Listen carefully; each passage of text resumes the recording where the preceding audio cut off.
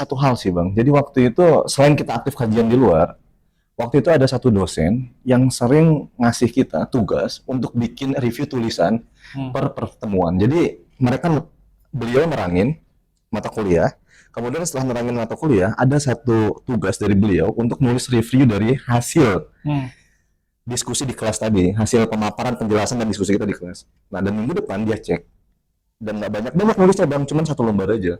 Dan itu sangat berdampak bagi kita yang teman-teman kelas, dimana kalau misalkan Bang Adri tahu, beberapa teman kelas itu masih aktif nulis sampai sekarang.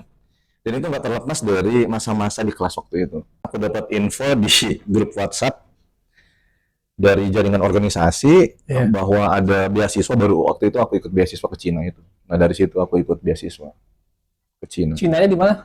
Universitasnya? Cinanya di Shandong University, Bang. Shandong. Di Shandong University, di kotanya di Qingdao dia. Itu termasuk unggulan ya di Cina ya? Salah satu, nggak terlalu unggul juga, tapi masuk range 20 besar lah ya, universitas di Cina, iya. Itu informasinya dari jaringan organisasi di grup. Di grup. Iya.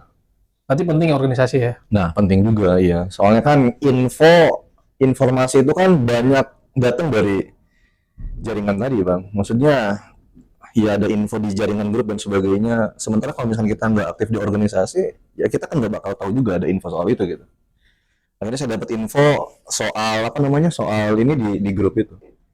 Nah, karena ini bukannya pengen membanggakan diri Bang ya, tapi memang salah satunya dilihat dari kerja keras tadi Bang. Kelihatan kerja kerasnya, kemudian mereka tahu bahwa komitmen dan sebagainya. Nah, akhirnya dari situ mereka jatuh hati sama teman-teman Asia khususnya, ataupun teman-teman international student yang kerja keras tadi. Nah, makanya waktu itu kan aku juga kaget Bang, maksudnya kan ujung-ujung tawaran dari kampus kan nggak tiba-tiba datang kan, pertimbangannya apa dan sebagainya. Akhirnya setelah dilihat, waktu itu memang kalau nggak salah itu karena tesisku masuk salah satu yang terbaik di sana. Di sana, ya di Shandong itu. Tesisku itu terkait soal keanggotaan Indonesia di IIB, pakai analisis hubungan internasional sih. Nah, jadi dari situ sih sebenarnya kenapa akhirnya supervisor dan kampus nawarin aku supaya lanjut lagi kuliah di sana. Intinya kerja keras ya. Aku tuh struggle banget Bang di Cina itu Bang. Maksudnya nggak dalam tanda kutip ya. Mungkin ya beberapa kali aku join untuk main dan sebagainya dan teman-teman yang lain. Tapi di sisi yang lain, aku kebanyakan ngabisin waktu di perpustakaan. Karena aku terinspirasi sama teman-teman Chinese yang lain juga Bang. Bayangin coba, mereka itu ketika belajar sambil berdiri Bang. Berdiri tengah malam. Karena mereka percaya bahwa persaingan hidup di masa depan itu kan berat, kompetitif banget. Nggak ada jalan lain buat mewujudkan impian itu selain kerja keras tadi. Dan aku belajar dari teman-teman Cina, jalan kaki Bang.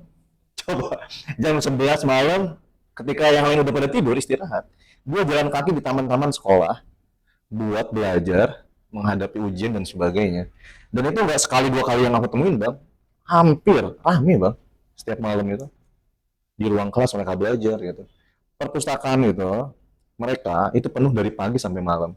Perpustakaan buka jam 8 pagi, tutup jam 11 malam, dan itu sering penuh terus. Hampir nggak ada kebiasaan dari teman-teman Chinese yang nongkrong-nongkrong gitu. Nongkrong-nongkrong ngomongin orang gitu kan? Di warkop gitu kan? Ya mungkin ada kali sedikit ya, tapi enggak sih. Yang aku lihat itu hampir semua rata-rata struggle buat hidupnya masing-masing. Karena yang unik dari Cina itu Bang, mereka itu kan sistem kuliahnya kan sistem asrama ya.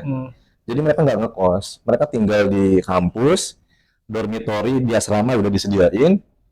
Mereka ngikutin disiplin waktu, kapan waktu makan, kapan waktu belajar, dan setiap hari kayak gitu. Sabtu Minggu libur, yang rumahnya dekat mereka pulang, yang rumahnya jauh ya udah diisi kegiatan yang lain.